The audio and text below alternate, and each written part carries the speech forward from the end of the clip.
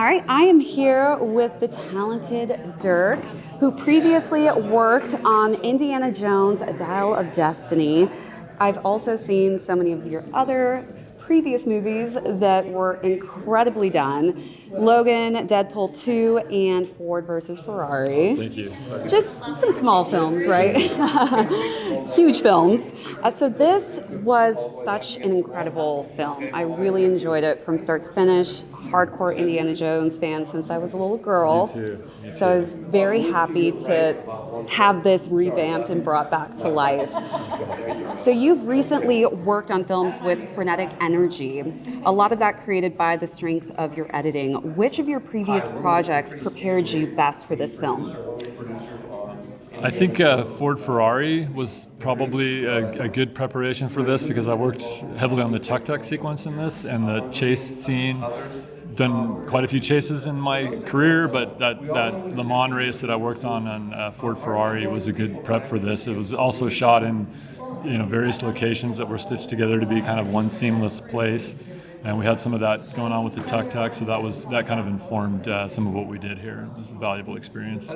Loved Ford versus Ferrari. It was such an incredible film, and I definitely think that racing has become such a huge part of culture right now. I feel like it's one of those trending things. So congrats on that project. Thank you. How did you approach the project, in particular, the emotion of knowing that this is Harrison Ford's last hurrah?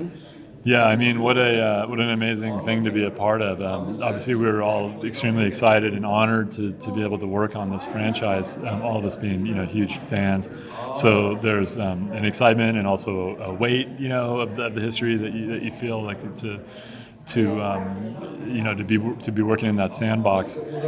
We all are huge fans of the movies, so we knew them very well, but we also rewatched everything, going into this process. You're really putting your mind into that world, immersing yourself in that world.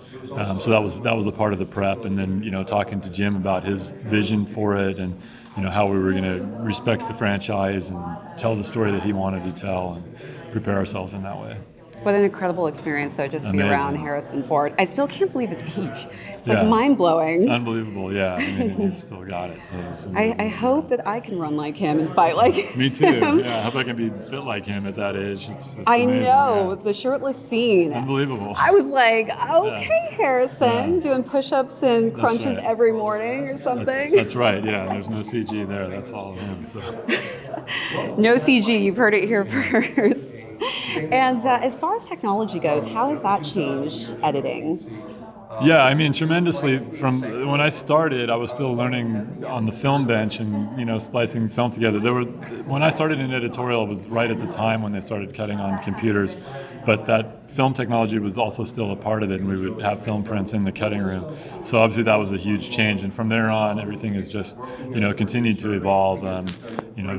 The visualization has become a bigger part of planning these shoots, as we saw today, to where it's it's a huge part of a movie like this. Visual effects has evolved in its own way.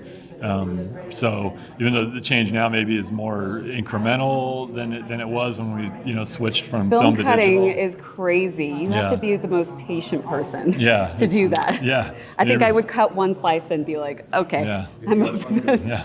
We have to be really sure, because you're sort of damaging the film every time. So it's a little bit the way we think about things. I think has evolved with the technology changing.